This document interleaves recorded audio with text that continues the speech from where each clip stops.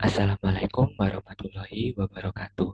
Perkenalkan, nama saya Ilhan Matisata dengan NRP 5001221 036 dari Departemen Fisika Angkatan 2022. Dan di sini saya akan mempresentasikan mengenai tugas pertama dari mata kuliah seismologi.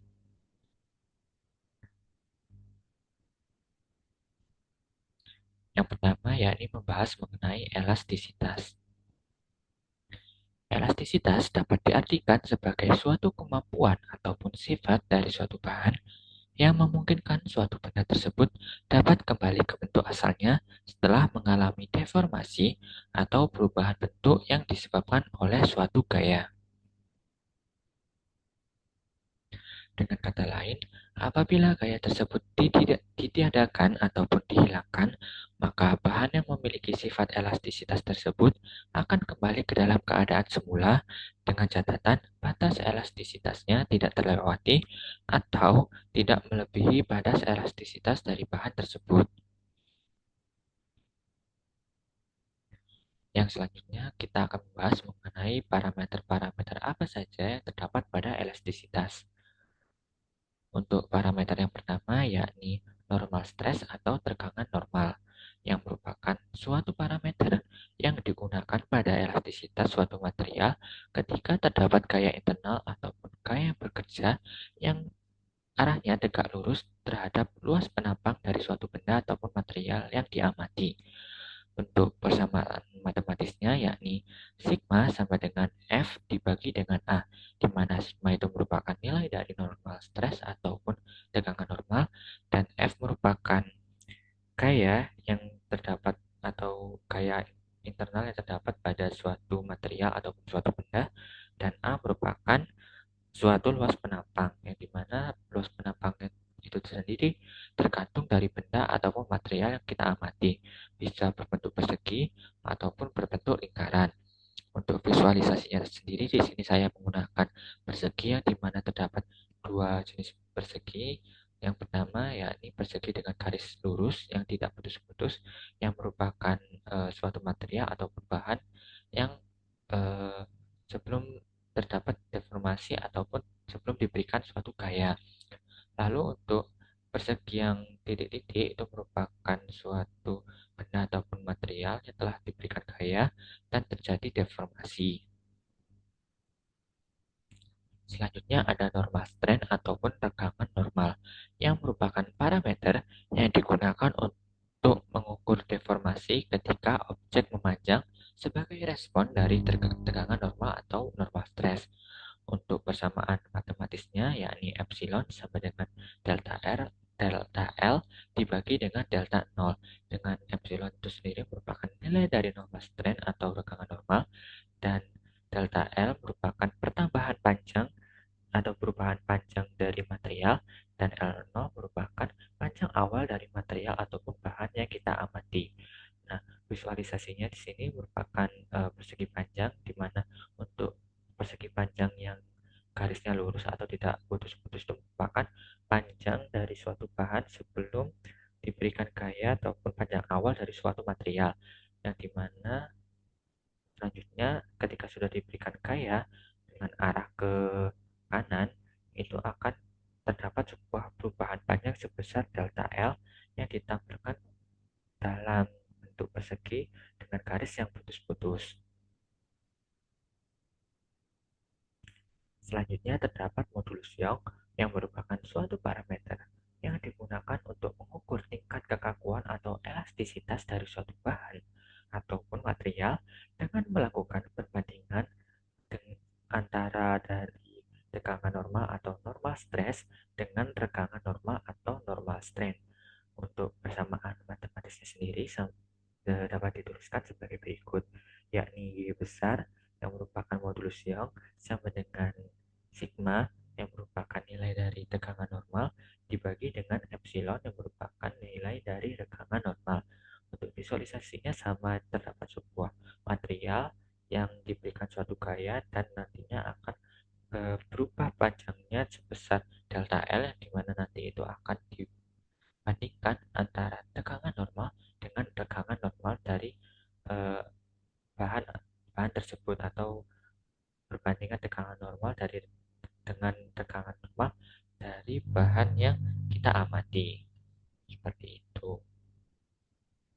Selanjutnya ada Poisson ratio atau rasio dari Poisson yang merupakan sebuah perbandingan antara penyempitan terhadap pertambahan akibat deformasi.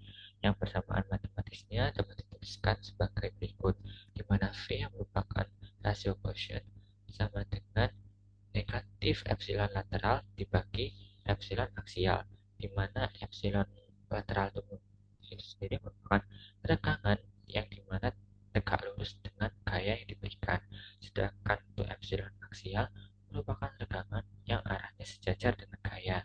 Untuk epsilon lateral sendiri dapat dirumuskan berdasarkan visualisasi yang saya berikan, di mana eh, untuk rekaman yang tegak lurus dengan gaya itu merupakan D0 dikurangi D dibagi dengan D.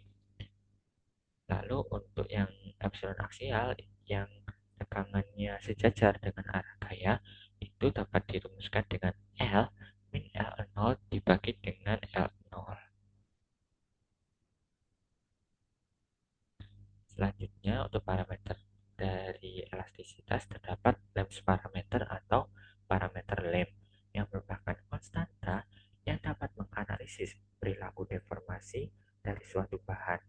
Untuk parameter lem itu sendiri dibagi menjadi dua, yakni lambda dan mu.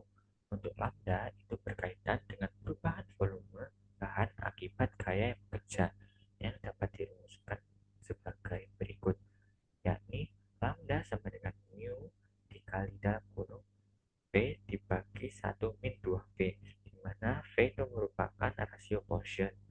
Lalu yang kedua dari parameter lem itu sendiri yakni mu yang berkaitan dengan perubahan bentuk akibat gaya geser, yang dimana untuk rumus matematisnya itu terdapat hubungan dengan modulus Young, di mana Young atau modulus Young itu sendiri sama dengan 2 mu dikali dengan 1 plus V, di mana V itu tadi rasio dari Poisson.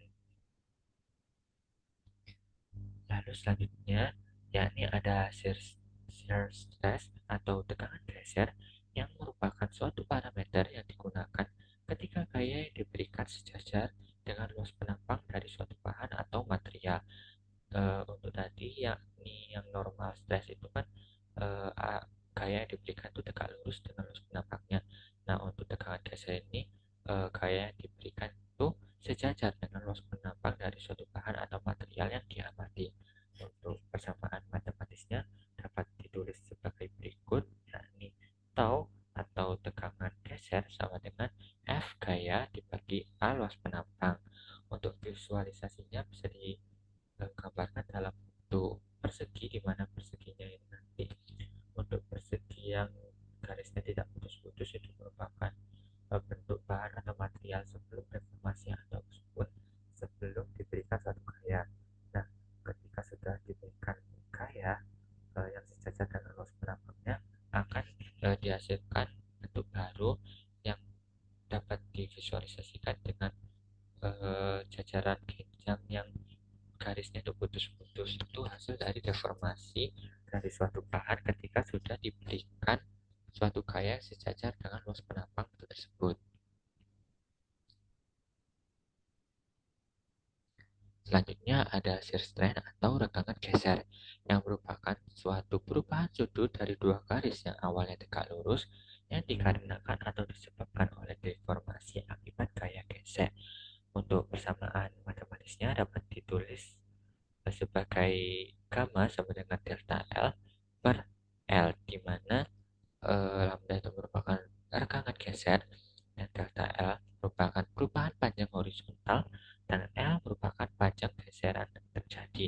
Untuk visualisasinya itu tadi yang ini tuh untuk persegi dengan garis putus-putus merupakan awal dari benda sebelum diberikan gaya, dan untuk yang garisnya tidak putus-putus itu merupakan suatu benda atau material yang sudah diberikan gaya. Jadi terdapat suatu geseran atau tegangan geser nanti yang akan menyebabkan adanya perbedaan sudut dari awal material tersebut sebelum diberikan gaya dan sesudah diberikan gaya.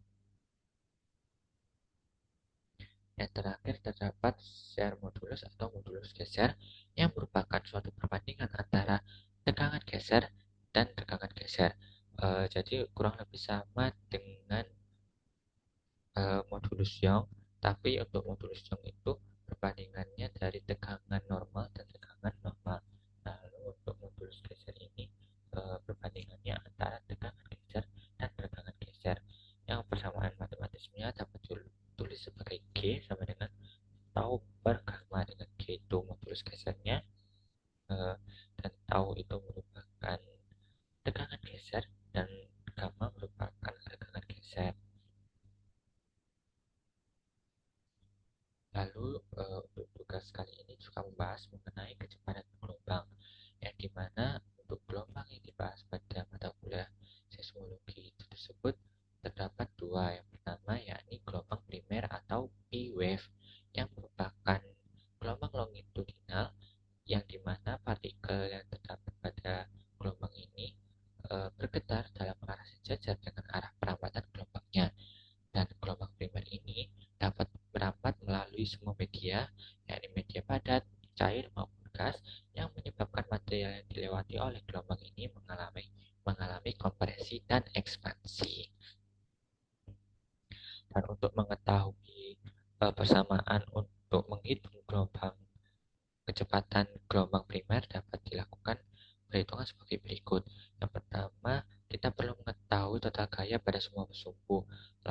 Untuk yang pertama ini kita menggunakan salah satu contoh total gaya pada sumbu X, di mana didapatkan dari proyeksi kubus tersebut, di mana total gaya pada sumbu X itu merupakan do sigma x per do x ditambah do sigma y x per do y ditambah do sigma z x per z dikali dx dy dz, dan dimana dx dy dz ini tadi merupakan elemen volume dari kubus itu tersebut. Lalu di sini juga ada hubungan dengan hukum Newton, di mana gaya sama dengan massa dikali percepatan. Nah, massanya di sini dapat dijabarkan kembali menjadi densitas dikalikan volume, di mana volume itu tadi kita bisa jabarkan kembali menjadi dx, dy, dan dz, dan percepatan itu merupakan turunan pertama dari kecepatan dan merupakan turun kedua dari posisi. Lalu kita dapatkan persamaan baru untuk mencari gaya, yakni densitas dikalikan elemen volume dikalikan percepatan sama dengan total gaya dari sumbu X ini tadi. Sehingga kita bisa coret-coret untuk elemen volumenya, jadi didapatkan rumus baru untuk total gaya di sumbu X, yakni rho do kuadrat U per do T kuadrat sama dengan do sigma X per do X ditambah do sigma Y X per do Y ditambah do sigma Z X per do Z. Nah, lalu kita jabarkan dan kita hubungkan dengan konstanta ataupun parameter lem, yakni lambda dan mu, sehingga didapatkan persamaan yang paling bawah ini. Yang paling bawah di mana densitas dikalikan percepatan sama dengan lambda aksen ditambah mu dikalikan do delta per do x dikalikan divergensi dari U ditambah mu dikalikan divergensi dari U, di mana divergensi dari U itu merupakan do kuadrat U per do x kuadrat ditambah do kuadrat U per do y kuadrat ditambah do kuadrat U per do z kuadrat. Lalu cara yang sama kita lakukan untuk sumbu Y dan sumbu Z. Dengan cara yang sama ini kita dapatkan persamaan untuk di sumbu Y dan sumbu Z, dimana untuk sumbu X itu kan do dilambangkan oleh U, dan sumbu Y itu dilambangkan oleh V, dan sumbu Z dilambangkan oleh W. Lalu kita bisa lakukan substitusi dari persamaan ini total gaya pada seluruh sumbu, lalu kita dapatkan persamaan berikut di mana persamaan ini merupakan persamaan gelombang longitudinal yang dimana juga berhubungan dengan kecepatan dari gelombang primer dan didapatkan untuk rumus untuk mencari gelombang primer yakni akar lambda aksen ditambah 2 mu per densitas. Lalu yang kedua yakni ada gelombang sekunder atau S-wave yang merupakan gelombang transversal di mana partikel medium bergetar dengan arah yang tegak lurus terhadap arah lambat gelombangnya. Untuk gelombang sekunder ini hanya dapat merambat dalam median padat dan kecepatannya lebih lambat daripada gelombang primer. Lalu untuk mencari rumus dari kecepatan gelombang sekunder, kita perlu mengetahui persamaan gerak searah sumbu Y dan sumbu Z yang sudah kita lakukan sebelumnya seperti ini. Nah, itu kita gunakan lagi untuk mencari kecepatan gelombang sekunder, di mana kita dapat melakukan eliminasi persamaan dan didapatkan persamaan tersebut. Kemudian kita hubungkan lagi dan kita dapatkan persamaan gelombang untuk gelombang transversal, di mana ini nanti kita proyeksikan untuk sumbu X, sumbu Y, dan sumbu Z. Dan kemudian nanti kita dapatkan rumus ataupun persamaan matematis untuk mencari kecepatan dari gelombang sekunder, di mana gelombang sekunder itu merupakan akar dari mu per densitas ataupun rho. Sekian dari penjelasan tugas pertama dari mata kuliah seismologi yang membahas mengenai elastisitas, parameter dari elastisitas, serta eh, kecepatan dari gelombang primer dan sekunder. Apabila ada salah kata dan perbuatan dari video dan penyampaian materi saya mengucapkan mohon maaf sebesar-besarnya.